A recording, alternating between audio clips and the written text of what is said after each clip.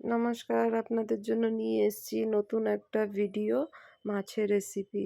যেটা আমি আগেই সেদ্ধ করে রেখে দিয়েছিলাম গাটি কচুটা আর মাছটা ভেজে নিয়েছিলাম। দেখুন আমি এর মধ্যে তেলের মধ্যে জিরে আর কিছুটা লঙ্কা, কাঁচা লঙ্কা আর পেঁয়াজটা দিয়ে একটু ভালো করে ভেজে নিয়েছি।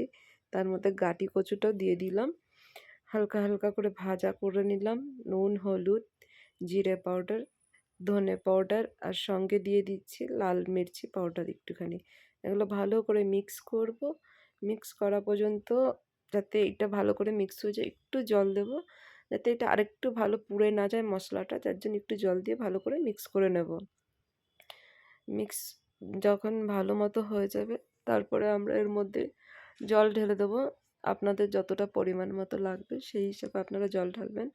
আর আমি এই রেসিপিটা না অনেক ভালো লাগে খেতে, মানে এইভাবে মাছ অনেকে তো আলু দিয়ে খায়, আমিও রান্না করি কিন্তু খেতে খুব সুন্দর লাগে গাটি কচু মাছের তরকারি। তো আপনারা নিশ্চয়ই ট্রাই করবেন, খেয়ে দেখবেন।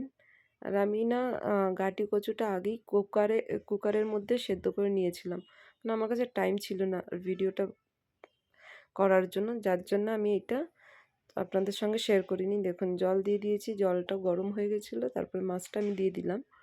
মাছটা যতক্ষণ একটু ফোটা পর্যন্ত ভালো করে মাছটা ফুটবে, তখন আমরা এর মধ্যে একটু গরম মশলা সঙ্গে করে দিয়ে দেবো। আর দিয়ে দেবো ধনে পাতা। যে ধনে পাতাটা দিলে না টেস্টটা খুব সুন্দর আসে।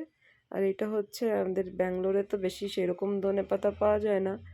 আর এই ধনে পাতাটা আমি নিয়ে এসেছি, কিন্তু দেশের যে খুশবুটা বলে না মাঠের, সেই খুশবু আর নেই ধনে পাতার মধ্যে।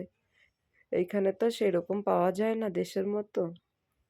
দেখুন দেখতে খুব সুন্দর, আর কালারটাও খুব সুন্দর, আর খেতে খুব সুন্দর আর টেস্ট হবে আমি নিজেই জানি।